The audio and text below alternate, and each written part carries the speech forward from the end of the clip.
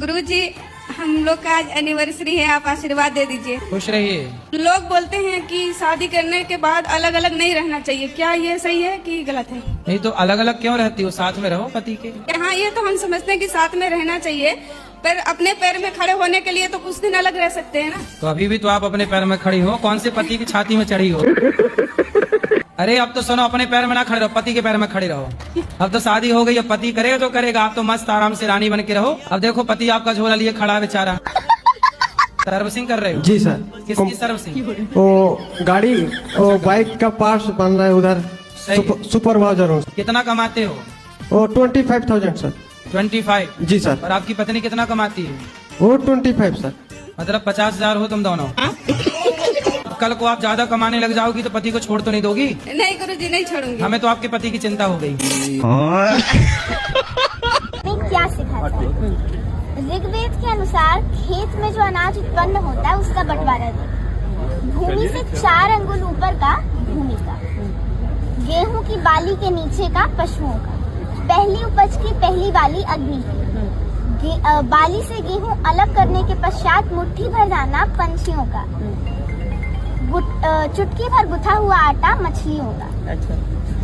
तत्पश्चात उस आटे की पहली रोटी गौ माता की, प्रथम थाली घर के वृद्ध ज्येष्ठ, फिर हमारी थाली और आखिरी रोटी कुत्ते की। ये है हमारी सनातन। किससे सीखा? जब लक्ष्मण को मूर्छा आई और भगवान ने सोचा कि मेरा ये सबसे बड़ा संकट कौन हर सकता है, उन्होंने हनुमान से कहा कि तुम जाओ और संजीवनी लेके आओ। तो जब आकाश में हनुमान चले तो सूरज निकला हुआ, तो सूरज आकाश में मिला, और अगर सूरज इधर निकल जाता जहां लक्ष्मण लेटे हुए थे तो भगवान के जीवन का सबसे बड़ा संकट आ जाता। उनका भुजा जैसा भाई, जिसे वो अपनी भुजा कहते हैं दाहिनी, वो पृथ्वी छोड़ जाता, भगवान सहन न कर पाते। सूरज से मिले तो उन्होंने कितनी विनम्रता से बात की। ये सूरज इतना याद रहे, संकट एक सूरज वंश पे है, लंका के नीच राहु द्वारा आघात दिनेश अंश पर है। मेरे आने से पहले यदि किरणों का चमत्कार होगा तो सूर्य वंश में सूर्यदेव निश्चित ही अंधकार। इसलिए छिपे रहना भगवान, जब तक न जड़ी पहुंचा दूं मैं, बस तभी प्रकट होना भगवान जब संकट निशा मिटा दूं मैं। आशा है स्वल्प प्रार्थना, ये जरा सी प्रार्थना सच्चे जी से स्वीकारोगे, आतुर की आर्त अवस्था को होकर करुणार्थ निहारोगे, अन्यथा क्षमा करना दिनकर, अंजनी तने से पाला है। बचपन से जान रहे हो तुम हनुमत कितना मतवाला है। मुख में तुमको धर रखने का फिर वही क्रूर साधन होगा, बंदी मोचन तब होगा जब लक्ष्मण का दुख मोचन होगा।